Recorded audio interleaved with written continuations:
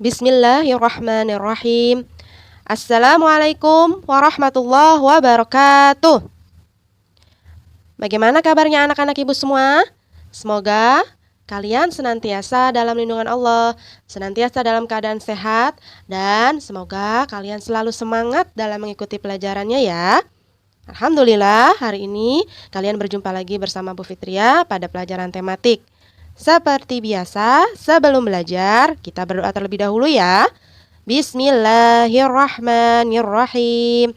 Allahumma ftah lana hikmataka wansyur alaina rahmataka min khazaini rahmatika ya arhamar rahimin. Rabbi zidni ilman warzuqni fahma. Allahumma la sahla illa ma ja'altahu sahla wa anta taj'alul hazna idza syi'ta sahla. Amin. Alhamdulillah, kita sudah berdoa.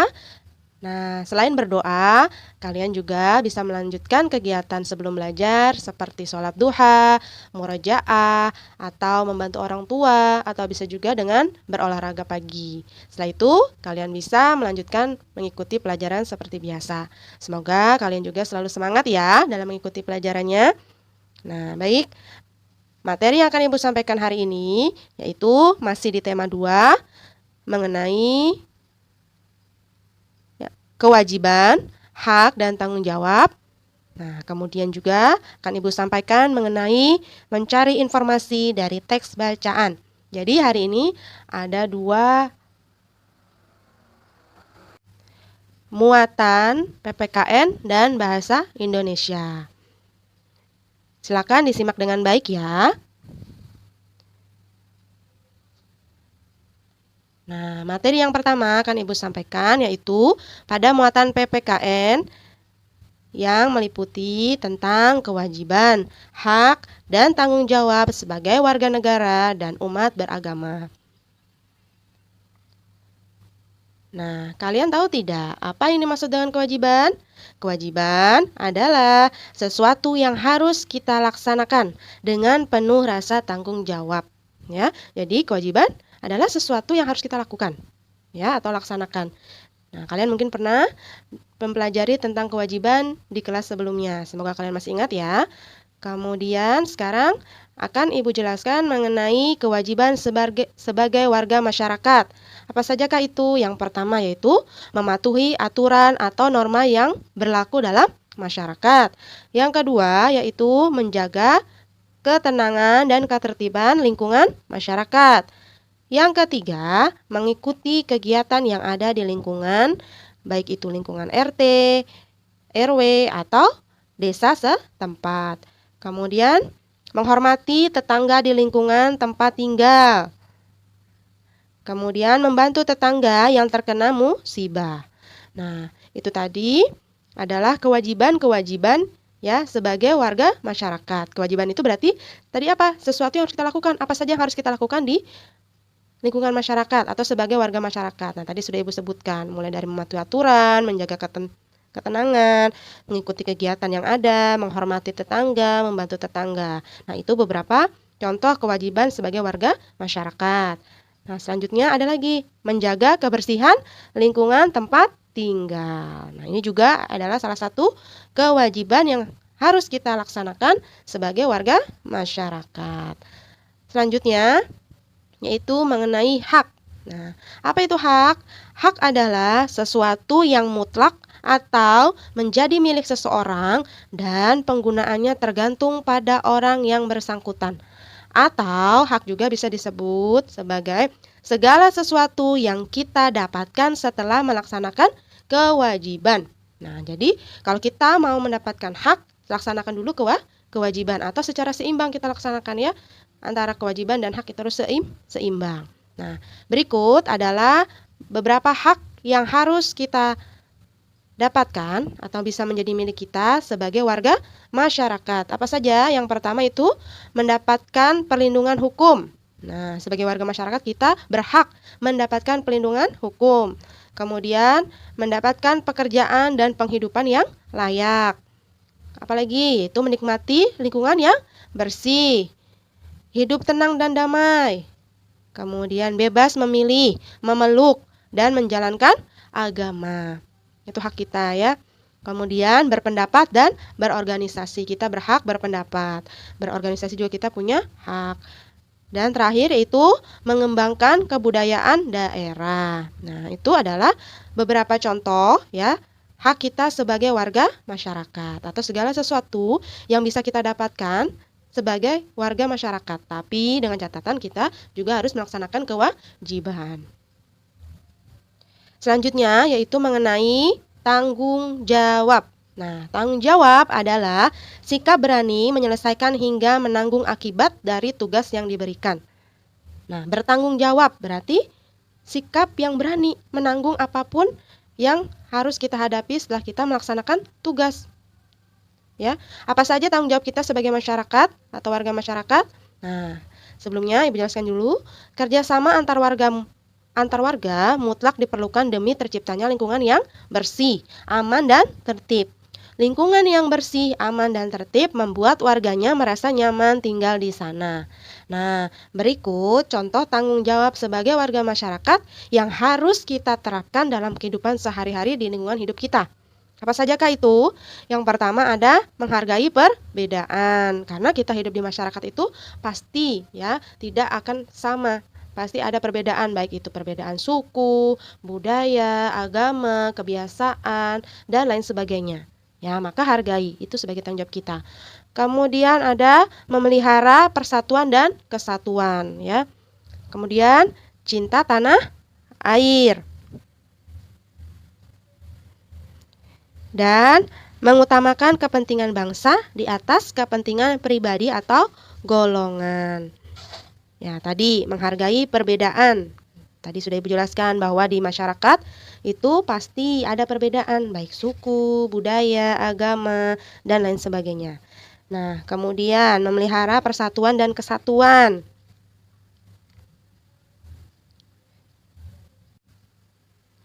Memelihara persatuan dan kesatuan itu bisa kita terapkan dengan menjaga kedamaian di antara kita semua, ya, tidak membeda-bedakan di antara kita semua, ya, agar di antara kita tidak ada perpecahan, saling bersatu.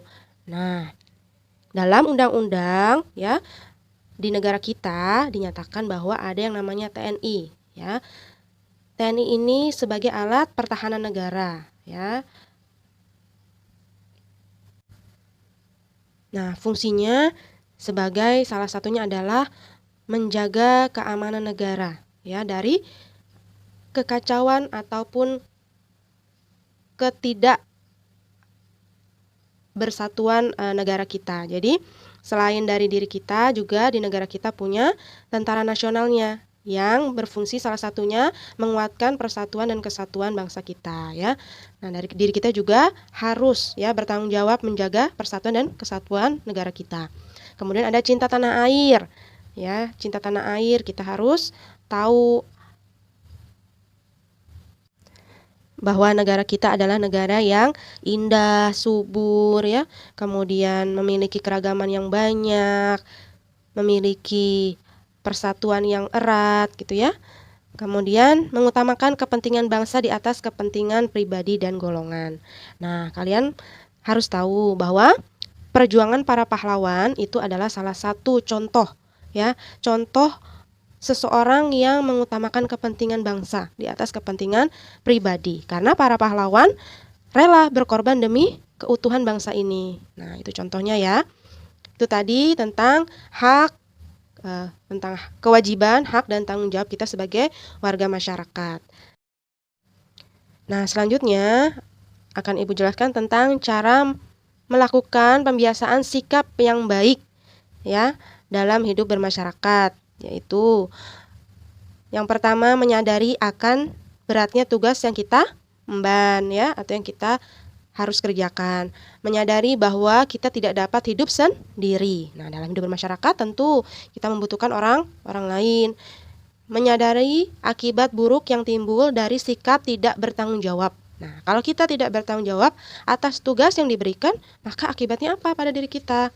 Tentu ya akan terjadi hal yang tidak diinginkan ya. Kemudian berani mengakui kekurangan diri sendiri. Ya, setiap orang itu memiliki kekurangan dan kelebihan sendiri. Jadi tidak boleh takut untuk mengakui kekurangan diri sendiri. Kemudian sikap menerima risiko tindakan kita. Nah, itu bentuk rasa tanggung jawab. Kita tadi harus siap ya menerima risiko atas tindakan yang kita lakukan. Nah, itu cara agar kita membiasakan untuk bersikap baik. Baik dalam hal di lingkungan masyarakat atau untuk diri sendiri ya. Nah, itu tadi sudah contoh dari kewajiban, hak, dan tanggung jawab. Kemudian sekarang dalam bermasyarakat itu ada yang namanya musyawarah ya. Apa itu musyawarah? Musyawarah adalah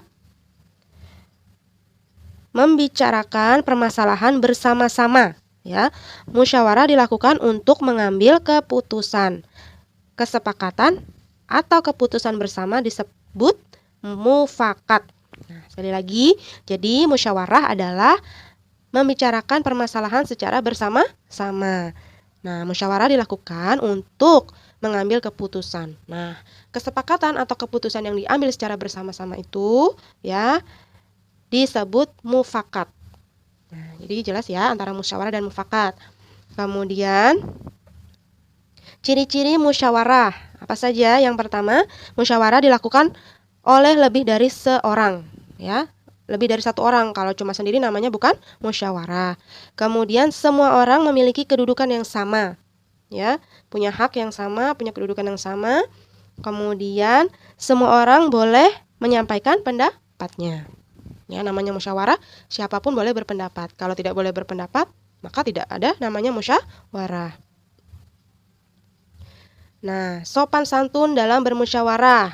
Ini harus kita perhatikan, yaitu mengangkat jari sebelum menyampaikan usul atau pendapat. Kemudian berbicara dengan sopan dan jelas. Mendengarkan teman yang sedang menyampaikan pendapat. Tidak memaksakan kehendak. Dan minta izin ketika hendak meninggalkan ruangan. Nah, itu tadi mulai dari pengertian musyawarah, ciri-cirinya, dan sopan santun dalam bermusyawarah, ya. Nah, berikut ada beberapa manfaat dari musyawarah. Di antaranya yaitu menambah wawasan dan pemahaman. Kemudian menyatukan ide, pemikiran, dan pandangan. Anggota merasa memiliki kedudukan yang sama. Kemudian dapat meluruskan kekeliruan dan kesalahpahaman. Terciptanya keadilan antar anggota, meningkatkan tali silaturahmi dan persaudaraan antar warga. Setiap anggota melaksanakan keputusan bersama dilandasi rasa tanggung jawab. Dapat mengambil keputusan dengan pertimbangan yang luas, logis, dan benar. Logis itu masuk akal dan benar ya. Kemudian melakukan koordinasi dan konsolidasi organisasi. Konsolidasi itu seperti usaha untuk menyatukan antar anggota ya. Itu tadi tentang musyawarah ya. Nah, selanjutnya kita akan masuk ke materi muatan bahasa Indonesia mengenai mengklarifikasi informasi yang didapat dari buku ke dalam aspek apa, di mana, kapan, siapa, mengapa, dan bagaimana. Nah, menggali informasi dari suatu teks. Apakah informasi itu? Informasi adalah sekumpulan fakta yang menggambarkan suatu peristiwa atau kejadian. Itu namanya informasi ya. Nah, dalam kehidupan sehari-hari, pasti kalian sering mendengar pertanyaan yang menggunakan kata tanya, apa, siapa, kapan, di mana, mengapa, dan bagaimana. Nah, contohnya di sini ada apa hobimu? Kemudian siapa namamu? Kapan kamu masuk sekolah? Di mana kamu tinggal? Mengapa kamu tidak masuk sekolah? Bagaimana kabarmu? Nah, ini mungkin ya umum atau sering kita dengar dalam keseharian kita. Kata tanya seperti ini atau kalimat tanya seperti ini. Nah, apa, siapa, kapan, di mana, mengapa, bagaimana ini disebut dengan kata tanya. Nah, kata tanya sering digunakan pada kalimat tanya. Ciri kalimat tanya Yang pertama diawali dengan kata tanya berupa apa, atau siapa, atau kapan, atau di mana, atau mengapa, atau bagaimana. Dan di akhir kalimat menggunakan tanda tanya. Itu yang namanya kata tanya, ya. Nah, fungsi kata tanya. Tadi kata tanya itu ada apa, siapa, di mana, bagaimana, kapan, dan mengapa. Nah, sekarang yang pertama, fungsi dari kata tanya apa. Yang pertama, untuk bertanya atau mendapatkan informasi tentang kabar atau keadaan seseorang. Contohnya, apa keadaanmu baik-baik saja? Nah, itu contohnya. Fungsi yang kedua yaitu untuk bertanya atau mendapatkan informasi tentang pengertian atau penjelasan tentang suatu benda atau juga tentang suatu kegiatan. Contohnya, apa yang dimaksud dengan faringitis? Nah, itu contoh kalimat tanya dari kata apa. Kemudian ada lagi, apa yang sedang kamu lakukan? Nah, itu ya. Itu adalah fungsi kata apa yang tentang pengertian atau penjelasan suatu benda atau kegiatan ya. Selanjutnya, yang kedua, fungsi kata tanya siapa. Yang pertama, fungsinya yaitu untuk bertanya atau mendapatkan informasi tentang tokoh atau pelaku.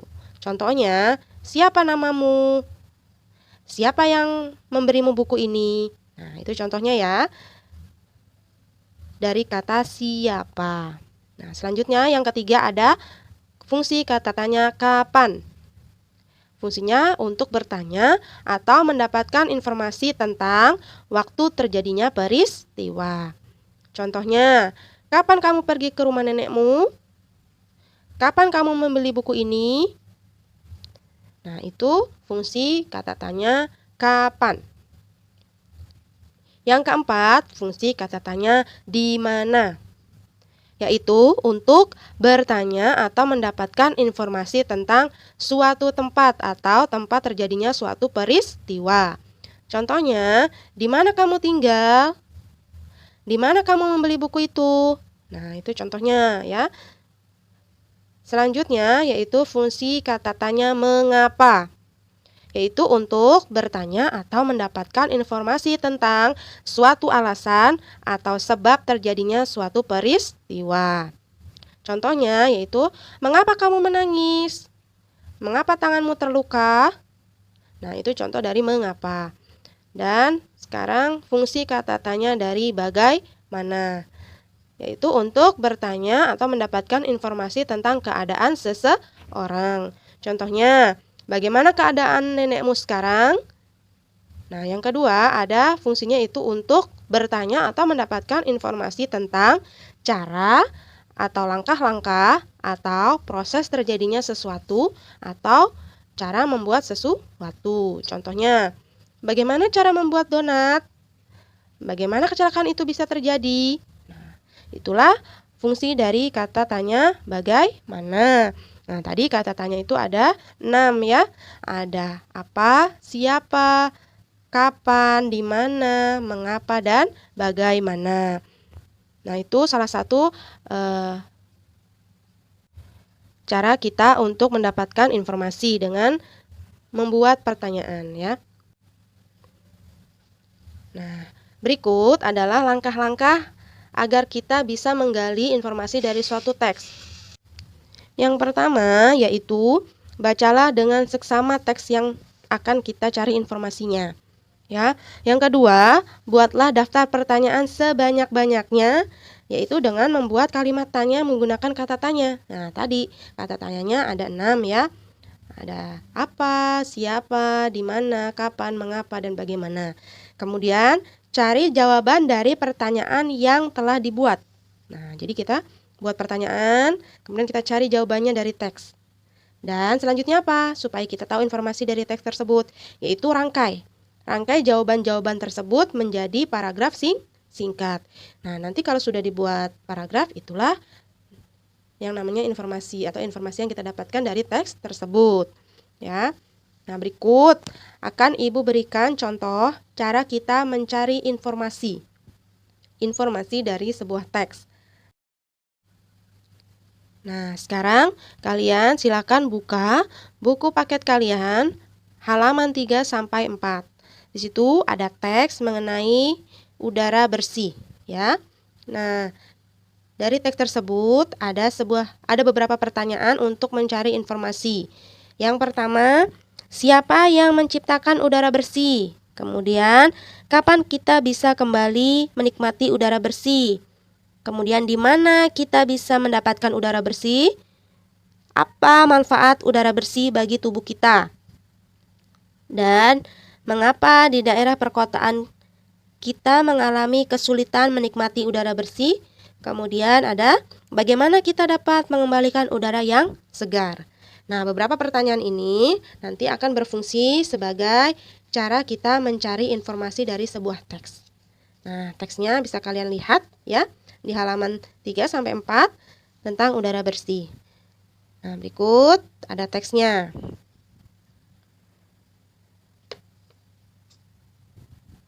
Langsung saja, tadi pertanyaan yang pertama yaitu tentang siapa yang menciptakan udara bersih. Nah, tadi cara mencari informasi, kita baca dulu teksnya dengan seksama, kemudian kita buat daftar pertanyaan sebanyak-banyaknya yang mengandung aspek tadi. Siapa, kapan, di mana, apa, mengapa, kemudian bagaimana.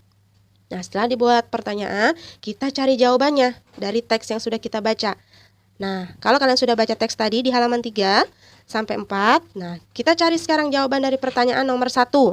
Siapa yang menciptakan udara bersih?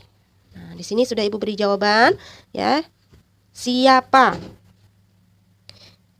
Itu ada di paragraf ke-5. Ya. Siapa itu? Tadi ada pertanyaan siapa yang menciptakan udara bersih? Nah, kalau kalian bisa lihat di teks tersebut, ya, ada kalimat memang sudah ada, bukan manusia yang menciptakan udara tersebut, tapi Tuhan yang telah memberikan kepada kita yang memang menjadi kebutuhan kita. Nah, jadi siapa yang menciptakan udara bersih? Yaitu Tuhan atau Allah. Nah, ini adalah teks yang menjawab pertanyaan siapa, ya. Sekarang kita lanjut, ya. Pertanyaan kedua yaitu kapan kita bisa kembali menikmati udara bersih? Nah, kita cari kapan. Tadi udah siapa? Sekarang kapan? Kapan itu ada di paragraf terakhir, ya. Ada kalimat tapi bukan berarti kita tidak bisa mengembalikan udara bersih seperti dulu lagi. Kita masih bisa menciptakan dan mengembalikan udara segar yang dibutuhkan untuk kehidupan dan tubuh kita dengan cara tetap melestarikan lingkungan dan menjaganya tetap asri. Jadi kapan? Ketika kita bisa melestarikan lingkungan. Nah, jadi kalau kita sudah melestarikan lingkungan, maka udaranya akan kembali bersih. Nah, ini yang menjawab kalimat kapan. Selanjutnya tadi ada di nomor 3, yaitu di mana kita bisa mendapatkan udara bersih. Nah, sekarang di mana, ya? Nah, di mana ini ada di paragraf kedua. Sering-seringlah berada di lingkungan dengan udara bersih, terlebih jika Anda tinggal di daerah perkotaan yang padat. Berolahraga di udara yang bersih juga akan meningkatkan sel pembunuh kuman alami dalam tubuh. Nah, berjalan-jalan di bawah rindang pepohonan dan menghirup wanginya bunga bukan hanya membuat kita bahagia, tapi juga meningkatkan rasa rileks. Berjalan di udara bersih juga akan membuat kita lebih tenang dan rasa cemas berkurang. Nah, salah satunya ini adalah jawaban dari kata tanya di mana. Di mana kita bisa mendapatkan udara bersih? Bisa jawabannya itu dengan berjalan-jalan di bawah rindangnya pepohonan, ya. Karena pepohonan itu biasanya akan menciptakan udara yang bersih. Jadi di mana kita mendapatkan udara bersih, ya? Itu di bawah rindangnya pohon, ya. Kemudian pertanyaan selanjutnya yaitu tadi ada nomor 4 ya. Apa manfaat udara bersih bagi tubuh kita? Nah, apa manfaat udara bersih bagi tubuh kita ya? Nah, di sini ada penelitian ilmiah membuktikan apa saja manfaat udara segar bagi tubuh. Nah, seperti yang kita pelajari di sekolah, pohon menggunakan fotosintesis untuk mengubah karbon dioksida menjadi oksigen yang kita perlukan untuk bernafas. Dalam setahun, kehadiran pohon bisa menyelamatkan 850 nyawa dan mencegah 670.000 penyakit pernapasan akut. Ya, pohon akan mengusir polusi dari udara, ya, sehingga lebih sehat untuk masuk ke dalam paru-paru. Jadi, menjawab pertanyaan apa? Yaitu, apa manfaat udara bersih bagi tubuh kita? Yaitu untuk bernafas dan untuk mengusir polusi dari udara yang akan kita hirup. Nah, ini menjawab pertanyaan apa? Selanjutnya, itu pertanyaan nomor 5 tadi. Apa tadi pertanyaannya ada, mengapa daerah perkotaan kita mengalami kesulitan menikmati udara bersih? Mengapa? Ya. Kita cari jawabannya. Yaitu ada di paragraf ke-6. Mengapa di daerah perkotaan kita mengalami kesulitan menikmati udara bersih? Akan tetapi, nih kita baca ya di paragraf ke-6, akan tetapi semakin era dunia berkembang, kesegaran dan kebersihan udara semakin kecil jumlahnya. Apalagi di daerah perkotaan. Mungkin kita akan kesulitan mendapatkan asupan udara bersih untuk tubuh kita. Kendaraan-kendaraan yang jumlahnya makin meningkat tanpa kita sadari mulai mencemari udara. Ya, kenapa tadi pertanyaan mengapa? Mengapa di daerah perkotaan itu kita sulit mendapatkan udara bersih? Karena apa? Adanya kendaraan-kendaraan yang jumlahnya semakin meningkat. Dari situ akan timbul apa tadi? Pencemaran udara. Sehingga udara bersih akan sulit kita dapatkan. Nah, ini menjawab pertanyaan dari mengapa. Dan yang terakhir yaitu pertanyaannya yaitu bagaimana? Bagaimana kita dapat mengembalikan udara yang segar? Nah, ini tadi ya sudah termasuk dengan pertanyaan kapan. Jadi bagaimana caranya? Caranya yaitu tetap melestarikan lingkungan dan menjaganya agar tetap asri. Nah, setelah kalian tadi menyusun pertanyaan, kemudian tadi sudah mencari jawabannya. Setelah mencari jawabannya, kalian susun atau buat paragraf secara singkat. Nah, dari situ kalian akan mendapatkan informasi dari teks yang sudah kalian baca ini ya. Nah, tadi Ibu sudah jelaskan cara mencari informasi dari sebuah teks ya. Nah, sekarang Ibu akan menjelaskan cara membuat poster. Nah, pada saat kalian kelas 4 ataupun kelas 3, mungkin kalian pernah membuat poster ya. Nah, sekarang hanya akan Ibu ulas sedikit atau mengingat sedikit tentang cara membuat poster. Nah, bagaimana caranya? Yaitu menentukan tema poster ya. Temanya apa? Poster yang kalian ingin buat. Kemudian menentukan kalimat poster, merencanakan gambar poster, membuat gambar dan kalimat poster. Nah, ini contoh poster. Jadi poster itu biasanya ada gambarnya, kemudian ada kalimatnya. Kalimat yang ingin kalian sampaikan kepada halayak ramai atau kepada orang-orang di sekitar kalian. Pesan yang ingin disampaikan itu apa? Atau temanya apa? Nah, itu harus kalian buat dulu. Kalimatnya kalian tentukan, merencanakan gambarnya, lalu buatlah gambar dan kalimat posternya. Dihias sedemikian rupa sehingga menjadi pesan yang menarik, sehingga orang bisa tertarik untuk melihat apa yang kalian ingin sampaikan dari poster tersebut. Mungkin kalian ingat tentang penjelasan itu. Nah, Ibu rasa penjelasannya tidak perlu banyak lagi karena sudah pernah Ibu bahas waktu di kelas sebelumnya ya. Semoga kalian masih ingat. Dan itu tadi cara kalian menentukan informasi atau mencari informasi serta cara membuat poster ya. Nah, sekarang silakan ya. Kalian buka buku paket kalian halaman 20 sampai 22. Ya, di situ ada teks tentang ya peringatan Hari Menanam Pohon Nasional. Nah, silakan kalian baca teks tersebut di buku paket kalian halaman 20 sampai 21. Nah, kemudian silakan kalian kerjakan ya. Soal ayo menulis di halaman 22 buku paket kalian. Nah, kalian diminta untuk mencari informasi dari teks bacaan peringatan Hari Menanam Pohon Nasional yang ada di halaman 20 sampai 21. Nah, kalian cari informasi dengan pertanyaan-pertanyaan ya. Kapan? Apa? Siapa? Di mana? Kemudian pohon apa yang ditanam? Mengapa? Ya, silakan kalian isi pada bagan yang sudah tersedia di halaman 22. Nah, dari bagan tersebut nanti akan tersusun yang namanya informasi dari teks yang kalian baca. Ya, semoga kalian pahami apa yang Ibu sampaikan. Nah, alhamdulillah. Ya, sekian penjelasan dari Ibu. Semoga bermanfaat untuk kalian dan Ibu mohon maaf apabila terdapat kesalahan dalam penyampaian. Semoga kalian selalu semangat dalam mengikuti setiap pelajaran yang disampaikan oleh Bapak Ibu Guru.